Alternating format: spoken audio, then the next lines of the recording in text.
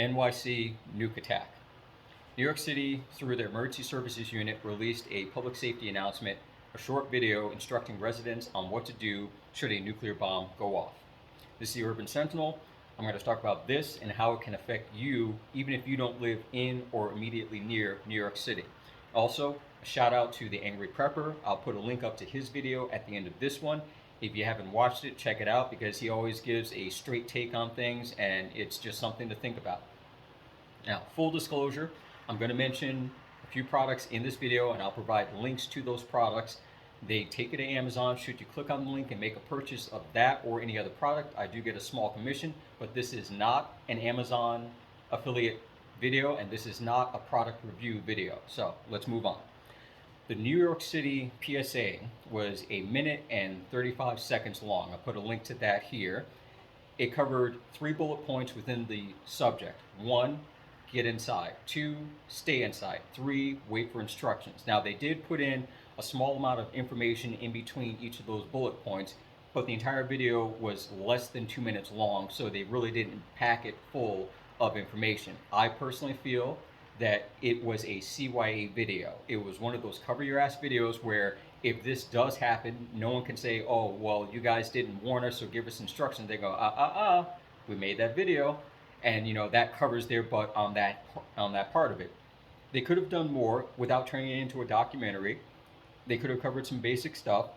Start with, have emergency supplies on hand. Bottled water.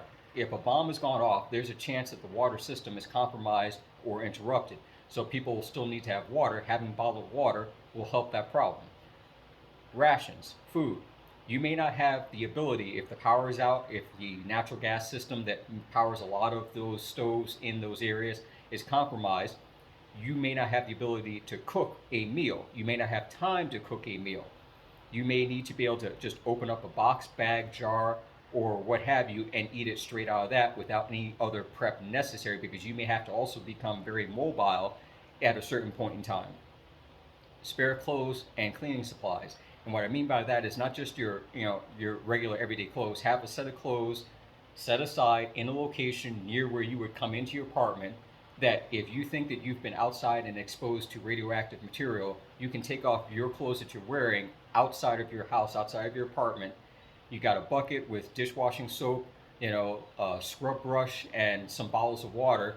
Pour it all in, stir it up, and rinse yourself off with that, lightly wiping down, and then putting on the spare clothes that you have. If you made it back in and you still got running water, you want to take a shower, take a cold shower. For the primary reason is, number one, hot shower loosens the skin, opens the pores. You don't want more open pores when you're trying to get rid of small bits of radioactive particles and debris. I still suggest using dishwashing soap, not shampoo, even though I'm not a shampoo expert, but a lot of those shampoos, although they don't leave a residue, they still leave a coating, and you can have small tiny bits of debris, dust, and particles that are radioactive stuck in that coating. Because when you're washing, you're not scrubbing your body like you're trying to get a tattoo off. You're gently washing off any possible residual buildup on it, so you're going to be doing it light and easy. You're going to pat yourself dry. Plastic sheeting and duct tape covering windows and doors to prevent drafts of the outside air coming in. The caveat to that is right now we're in the middle of summer. So just imagine New York City as the example. It's 90 degrees out, a bomb has gone off, people are told to shelter inside, and even if they take the preventive measures of putting plastic up over their windows, the power goes out, every apartment building becomes an easy bake oven within an hour and a half. Bags of ice in a freezer would be something to mention. You have several bags of ice in a freezer, you're pulling one bag out at a time. You're not going to use it to cool a room, but it'll help keep you cool and psychologically make you feel better. So by the time it goes from frozen bags of ice to a cool bag of water, you can still use the water to drink, you can still use the water to wet paper towel or wet washcloths, things like that, to help keep you cool, hopefully long enough for the sun to go down, the heat to lessen, or to get the emergency response information that says, okay, you can come out now, or you can come out if you're in these areas or these areas. N95 gas masks, respirators, face masks, that sort of thing, we've seen them all, we know what they all are. Anything other than just simply a bandana to prevent you inhaling any particles and debris getting those into your lungs. Eye wash, same thing. You just want to be able to rinse your eyes out to make sure that you don't have any loose debris that may be sitting right on the edge of your eyelids, getting in there, making things worse. Now, what I will mention, I did a video that goes into more detail on sheltering in place, and I'll put a link up to that at the end of the video as well. This book right here, this book, Nuclear War Survival Skills, is loaded up with a lot of, I'll call it the Cold War era info on nuclear devices, blast radius, blast damage, the effects of radiation, shelter building, all those sort of things. It's a good book to have. I mean, I grew up a few miles down the road from an Air Force base in the 70s and the 80s, which had heavy lift aircraft and B-52 bombers. You know, I grew up in the time where that area was part of a nuclear bullseye that, should a war had started back then, that area and everything around it for miles would have been toast, pure, plain and simple. So with that information that's in this book, that's something that can be utilized by you, as well as something such as these IOSAT tablets. Now, the key thing with them is they're not vitamins. They're not taking them every day will make you immune to radiation. These are in the event that there is a possible exposure. You begin taking them preferably within 24 hours, because the longer you wait and you're exposed, the less effect this will have. These are not going to prevent radiation from affecting your skin if it's on you. It's not going to prevent radiation from affecting your lungs if you breathe it in. What it does is it basically acts as a blocker within your thyroid to reduce the possibility of one, potential cancer directly through the thyroid and the affecting systems that it's connected to in your body. It basically says, you know, hey, the thyroid is full, you radioactive particles are going to have to go out and come back later on when, you know, we've got a little more space. That's what that is for. But like I said, if you have radioactive material on your skin or you breathe it in, it might be 3 weeks, it might be 3 months, you're getting tumors, or you just die from the exposure, depending upon how severe it is. But those are two items that you need to think about in having. Now, there are other chemicals out there, other products out there that have the same effect, not just simply in pill form, but you have to look at the dosage, how much you need to take, how often you need to take it, and how long it effectively will stay in your system without overdosing on it, because you can have a reaction if you take too much of it. Moving on to the bomb, as it were. Now, if it is a conventional, or I should say a traditional nuclear bomb, it's going to be loud, it's going to be violent, you're going to know. Without a doubt, you're going to know. But if it's a dirty bomb, and I don't mean in the aspect of a nuclear bomb that yields a lot more radiation, I mean a conventional bomb that has radioactive material packed around it. That could be anywhere. Now, the key thing is this. One bomb in New York City is going to cause a lot of damage. It's going to kill a lot of people, injure a lot of people. It's going to be horrific. But multiple dirty bombs over a wide area, and I don't just mean a wide area around one city, a wide area across multiple states, can have just as much of an effect, because you can have small dirty bombs going off on railroad sections where cargo goes through. You can have small dirty bombs going off at major highway overpasses where you have a lot of traffic, vehicles in process of getting from point A to point B.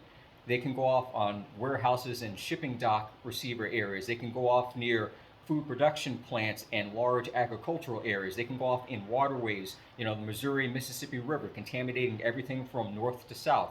They can go off in areas like Lake Mead or Lake Michigan, contaminating all those widespread areas. They could go off on the roof of a 20-story building, not do a lot of damage to the building, but now you've got debris spreading and blowing all around into other buildings that their power's still on, their air conditioner units are still on, and they're still sucking in the outside air, contaminating everything and everyone inside the building before they even know what's going on, because they're 5 blocks away and they had no clue that a bomb just went off like that. It could be on the back of a pickup truck driving down the road. It could be in the trunk of a small parked car sitting on the street with 20 minutes left on the meter. It could be in a chartered airplane taking one of those flyby tours of one of these major cities when it goes off. Being able to plan for all those potential eventualities is not possible. Having an idea that they could happen, that you can do. Now, the way it will affect you is, irregardless of how it happens, security after an event like that everywhere is going to be extra tight. They're going to be locking down a lot of the government facilities and buildings. They're going to be locking down a lot of the known infrastructure places, your waste and water and sewer supply systems, your power stations, communications hubs. They're going to be restricting travel on the highways, especially near and by those areas. Even passenger trains and buses, everything is going to be in a perpetual state of lockdown, because they don't want to risk, if it had been small dirty bombs versus a missile. If a sub pops up 1,500 miles off the shore, launches a missile, that's that. They're not going to be concerned about that in Kansas. They're not going to be concerned about that, in Iowa and things like that. But if it's dirty bombs being left around different locations, every place, every government facility, state, federal, local, they're going to be on high alert for that, and they're going to be looking to control the movement of people, because they don't know who is part of, or who could be potentially the next person to set something off. They don't know what is what until they check it out, the whole trust but verify type of situation. So with that being said, having the understanding that this PSA, I'm not making a statement that they know something. I have no idea what they know. I'm not making a statement that I know something. I'm just simply giving you my view, my take on that video as it is, and the current situation that they're in, that I feel they don't talk about certain things unless they think there's a possibility that that thing could become real. And like I said, I feel they're just covering their ass just in case, but that's what that is. So if you're a regular subscriber, thank you very much. Share this video, hit the thumbs up and like. If you're new to the channel, welcome. And again, subscribe, share this video, and I'll catch you guys in the next one.